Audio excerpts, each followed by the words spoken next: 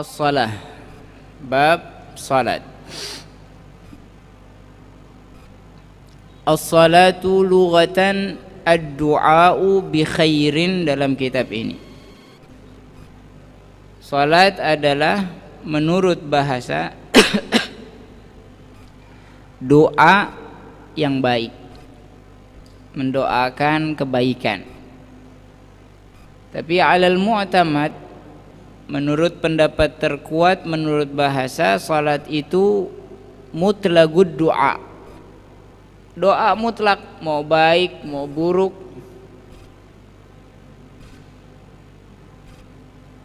Ini yang terkuat menurut bahasa, yang terkuat. Adapun menurut syariat wa syar'an, aqwalun wa af'alun muftatahatun bitakbir wa mukhtatamatun bitaslimi ghaliban. Aqwalun ucapan, wa af'alun dan perbuatan, muftatahatun bitakbir dimulai dengan takbir, wa mukhtatamatun dan dikhitamkan atau diakhiri bitaslimi dengan salam, ghaliban secara umum. Aqwalun wa af'alun, ucapan dan perbuatan. Perbuatan, ucapan kita jelas ya, sesuatu yang diucap seperti takbiratul ihram, membaca suratul Fatihah, membaca at-tahiyat, itu ucapan. Wa af'alun dan perbuatan. Nah, perbuatan di sini ada dua, af'alun qalbiyah, ada perbuatan hati yaitu an-niyah. Wa af'alun ma'nawiyah, perbuatan ma'nawi yaitu tertib. Dan yang terakhir af'alun jismiyah, perbuatan jasad seperti al-qiyam, berdiri, ruku, i'tidal, sujud dan yang lainnya. Jadi salat itu terangkum dalam 4 hal ya. Jadi rukun salat itu terbagi menjadi 4. Yang pertama rukun gauliyah, ucapan. Kemudian qalbiyah, ada urusan hati yaitu an-niyah. Ada ma'nawiyah, ada yang maknawi yaitu tertib. Dan yang terakhir jismiyah atau yang disebut dengan gerakan tubuh. Salat ini muftatahatun bitakbir, diawali dengan takbir Allahu Akbar, diawali dengan at-takbir. Maka bagi imam ya, bagi imam hendaknya memperhatikan takbir. Enggak boleh imamnya cadel dalam takbiratul ihram. Nah, kita harus menilai diri kita sendiri, udah benar belum takbirnya. Jangan asal-asalan. Wah, pengen tenar maju jadi imam. Wah. Jangan ya. Kita hidup ini bukan untuk menjerumuskan umat, tapi untuk menyelamatkan umat. Maksudnya apa? Kalau belum bisa, jangan maju jadi imam.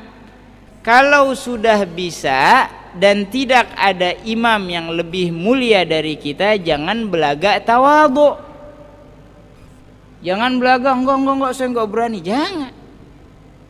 Apa? Tujuan kita jadi imam apa? Menyelamatkan umat.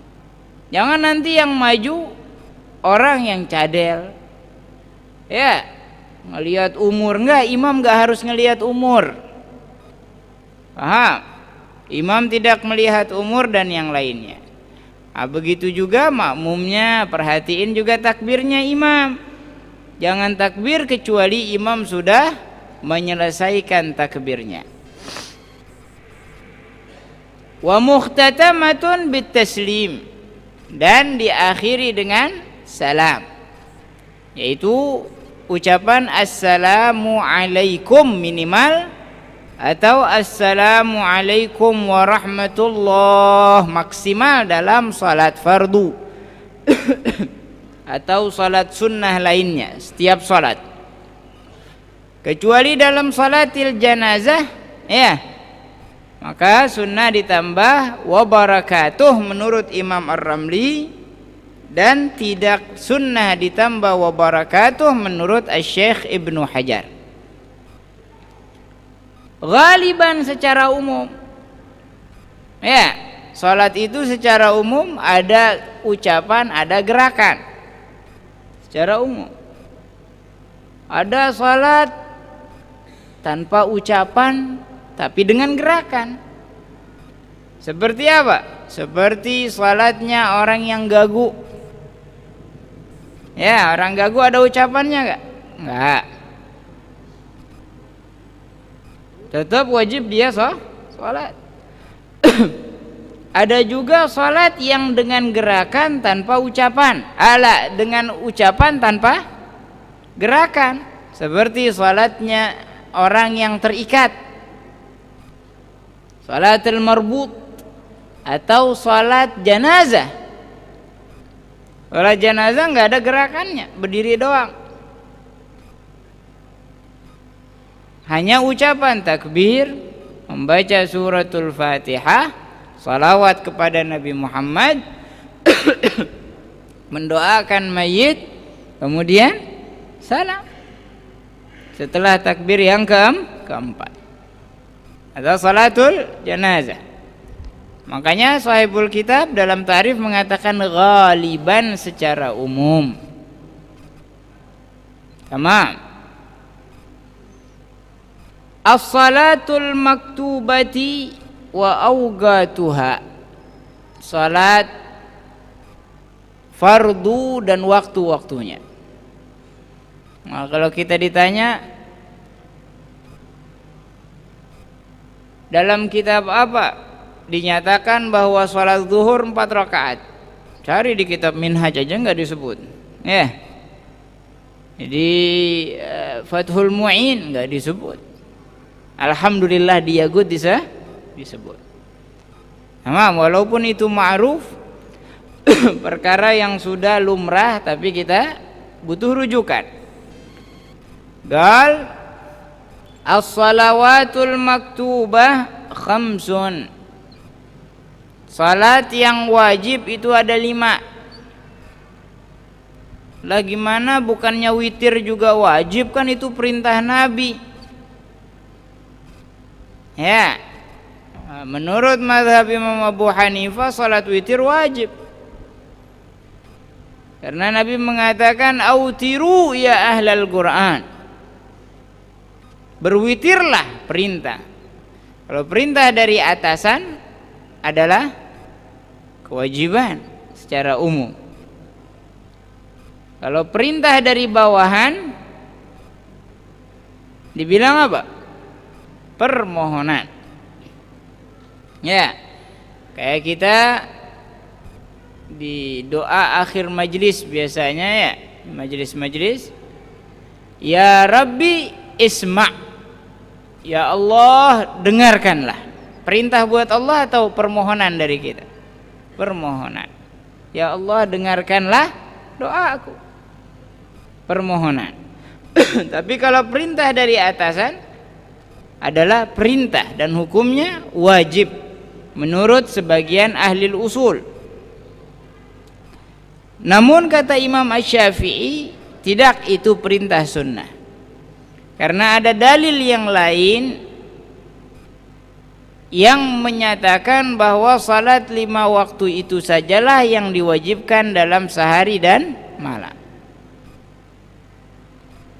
Dengan hadis tersebut, maka perintah witir adalah perintah sunnah muakkadah, kata al-Imam Asy-Syafi'i alaihi ridwanullah wa rahimahullah rahmatal abrar.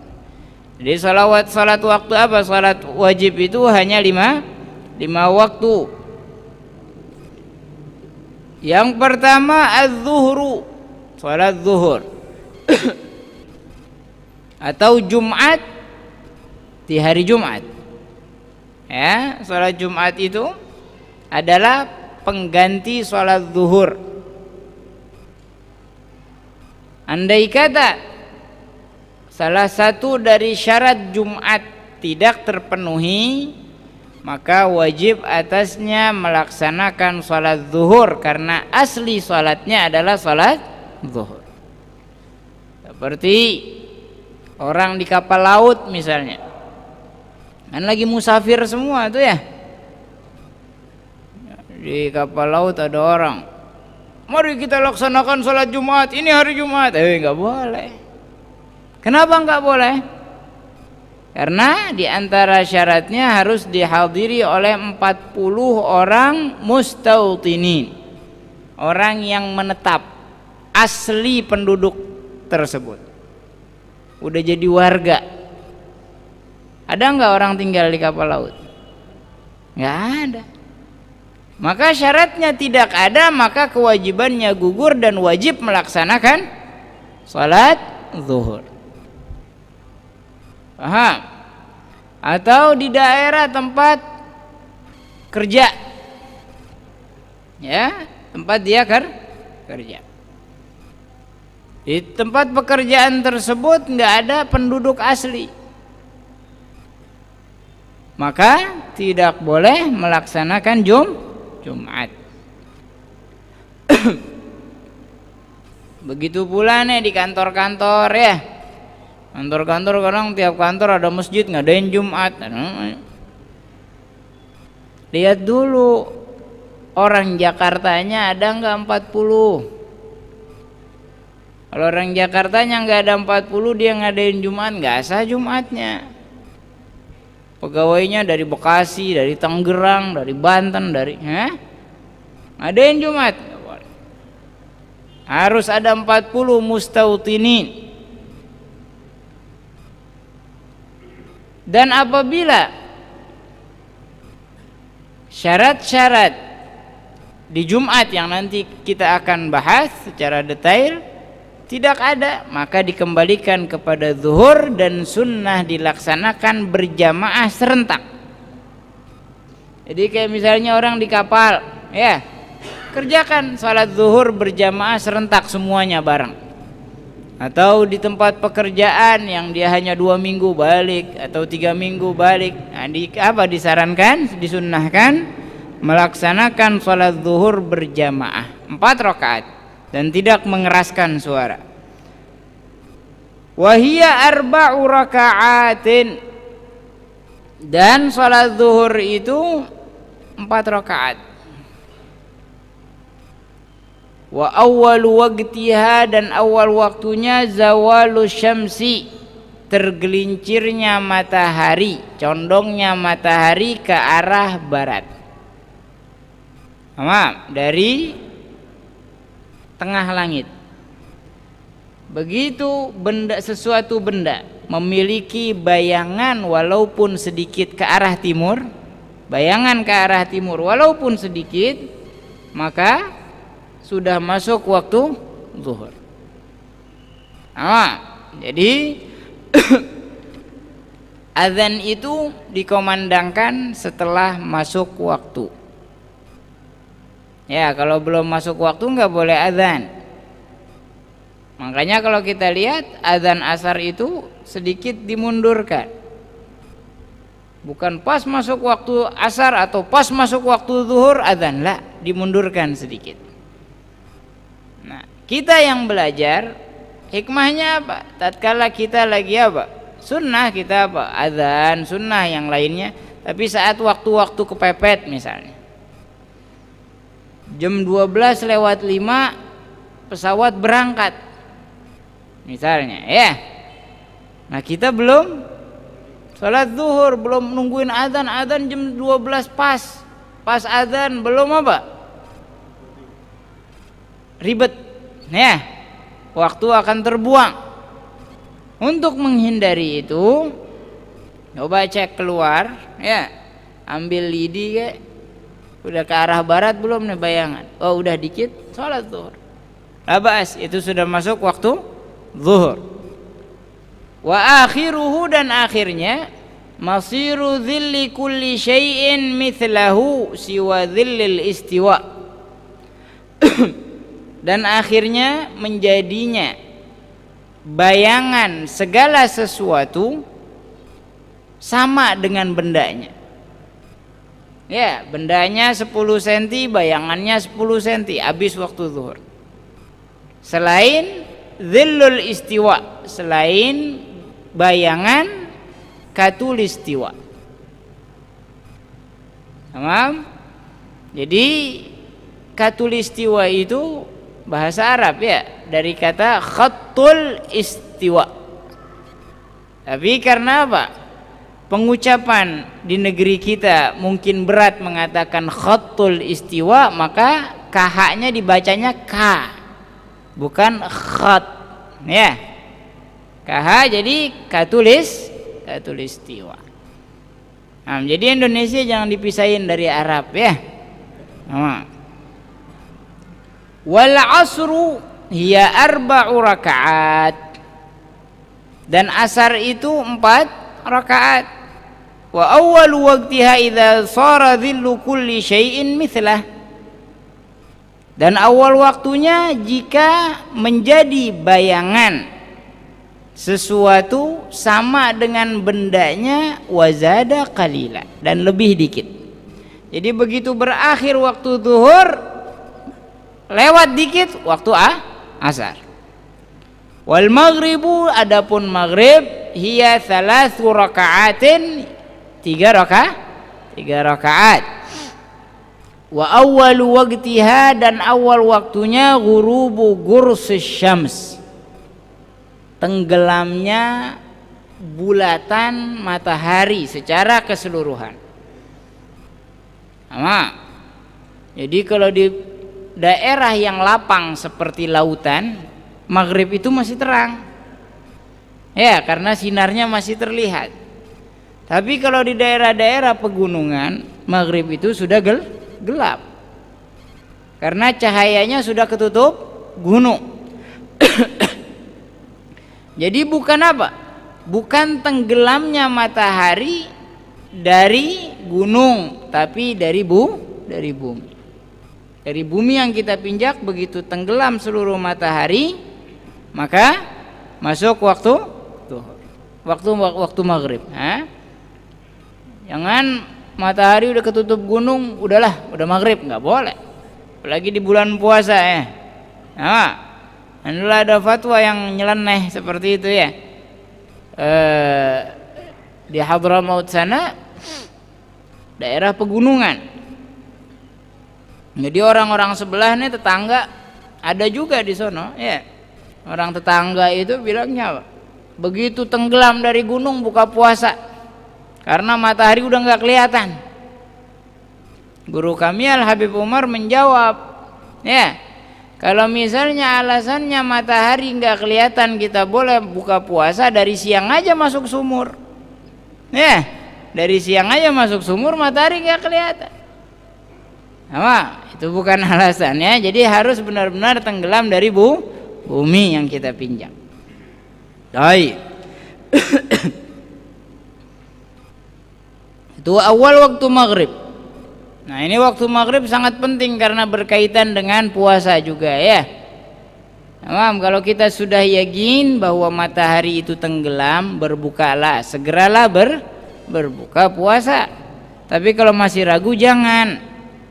Ini orang kita lucu, kalau maghrib, kalau puasa adzan, ya, belum adzan belum buka. Tapi kita kadang-kadang suka bingung ya. Coba perhatiin, di bulan puasa adzan maghrib kayaknya lebih terang daripada hari-hari biasa. Betul apa enggak? Masih agak terang udah adzan.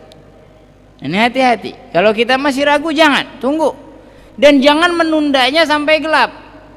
Seperti orang-orang tetangga lainnya tuh atunya yang hitam-hitam. Ya. Mereka tidak berbuka puasa kecuali sampai gelapnya langit. Ada galat, salah. Ada juga yang terburu-buru. Belum benar-benar yakin masuk waktu maghrib dia udah buka.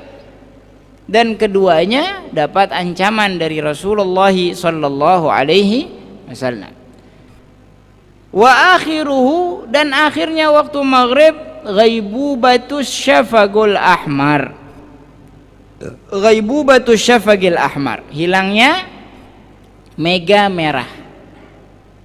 Jadi mega itu ada 3. Ya, mega itu ada 3. Ada mega merah, terus mega kuning, mega putih, kemudian gelap. Mega merah itu sebentar.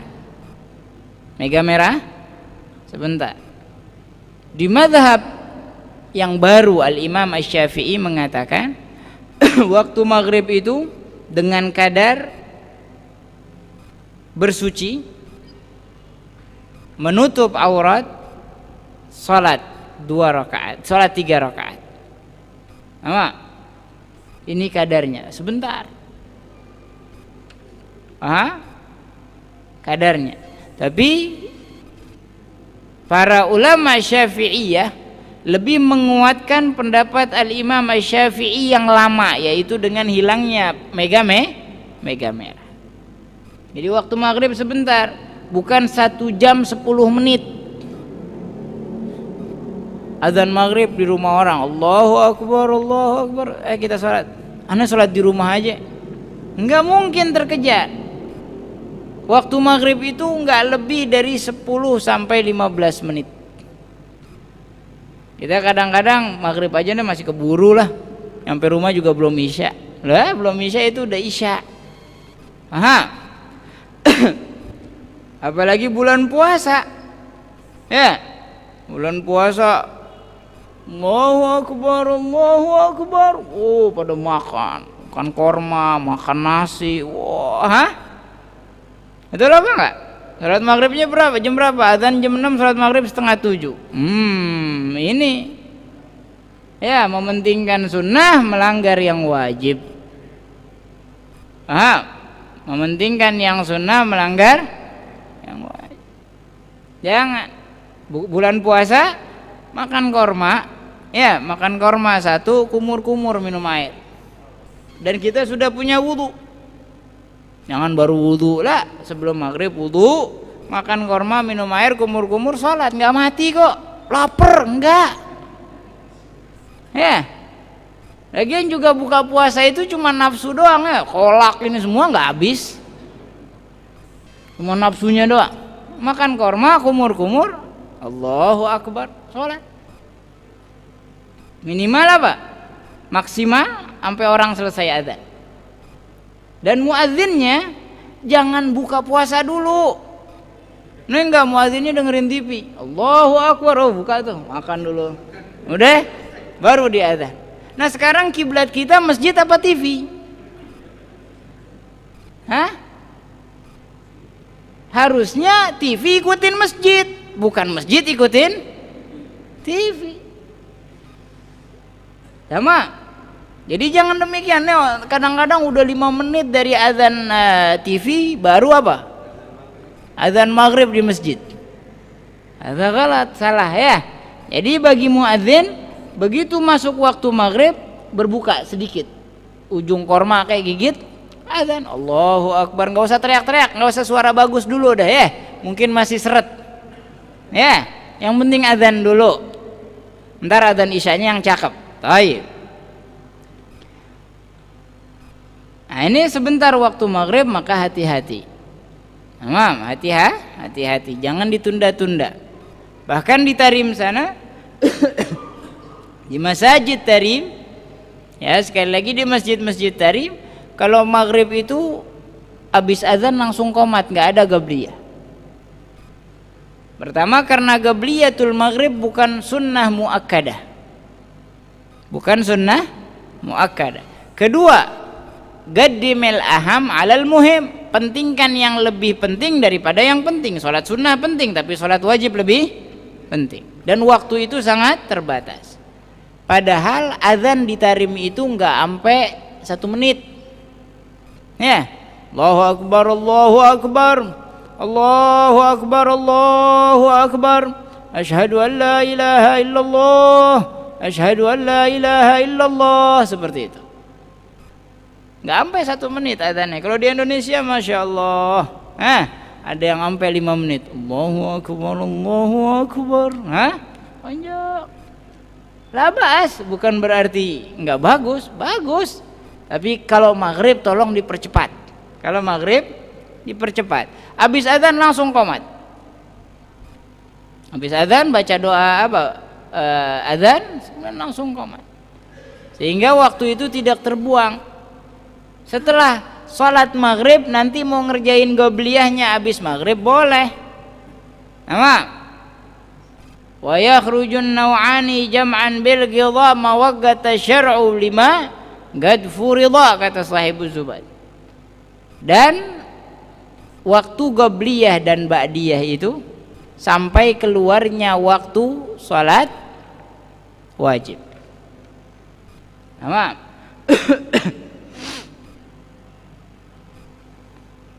Jadi perhatiin salat maghrib ya. Adapun salat-salat yang lainnya silahkan ditunda. Nah, makanya masjid-masjid itu sangat disayangkan dari azan maghrib ke qomatnya agak lama. Mengikuti waktu apa yang seperti ini ya. Itu sayang. Karena waktu maghrib sempit. Adapun salat-salat yang lain silahkan. Habis azan 15 menit misalnya silahkan. Dan di Tarim seperti itu, subuh setelah 15 menit, ada yang setengah jam baru qomat. Zuhur setelah 15 menit, asar setelah 15 menit, maghrib langsung, isya setelah 15. Jadi enggak apa? Tidak terbuang waktu maghrib. Wal isya'u, adapun isya, wa hiya 4 raka'atin yaitu 4 rakaat. Wa awal waqtiha, dan awal waktunya ghaibubatu syafaqil ahmar, hilangnya mega merah. Ya. 10-15 menit dari masuknya maghrib, bukan dari setelah azan ya. Tamam, dari masuknya maghrib 15 menit masuk waktu isya. Boleh kita sholat isya. Paham? Jadi kalau misalnya ada ustadz ngajar, udah azan isya dia azan, ya ada yang azan terus dilanjutin sampai malam, misalnya sampai jam 8, sampai jam 9 atau jam 10, nggak boleh ada yang protes. Ya, ada yang bilang lebih baik sholat itu di awal waktunya, kalau awal waktunya udah lama, udah lewat lama, ya. Paham? Nah, sunnah menunda salat isya hingga betul-betul gelap. Hingga betul-betul gelap. Bahkan dalam satu riwayat kan Nabi sallallahu alaihi wasallam terlambat keluar dari rumahnya. Saat salat isya, sahabat nungguin, mana dia Nabi Muhammad. Nungguin Nabi sallallahu alaihi wasallam, dan Nabi keluar sekitar jam 9 atau jam 10. Dan mengajak sahabat salat. Sahabat bertanya-tanya, ya kenapa kok tumben-tumbenan nih salatnya sampai jam 9, jam 10. Kata Nabi Muhammad SAW, kalau bukan takut memberatkan umatku, maka aku akan perintahkan mereka salat isya di jam segini. Nah, kalau tidak takut memberatkan umatku. Kan kalau kita salatnya jam 10, ntar tidurnya jam berapa? Ya, sama. Tapi takut memberatkan umat, Nabi mempercepat. Sama. Qal wa awwal waqtiha ghaibubati syafaqil ahmar. Tapi sunnah dilaksanakan setelah betul-betul gelap. Wa akhiruhu, dan akhirnya tulu'ul fajris shadiq, terbitnya fajar shadiq. Wa subuhu, adapun subuh, wahia rak'atan, subuh 2 rakaat. Wa awal waqtiha, dan awal waktunya tulu'ul fajris shadiq, terbitnya fajar shadiq. Jadi fajar ada 2 ya, ada fajar kadzib, ada fajar shadiq. Fajar kadzib itu yang apa? Cahayanya segaris. Apa? Tapi kalau fajar shadiq, cahaya fajar itu melebar. Apa? Fajar shadiq, fajar kadzib ini disunnahkan azan untuk membangunkan orang. Dan itu disebutnya apa? Waktul imsak. Kalau lagi puasa waktul imsak.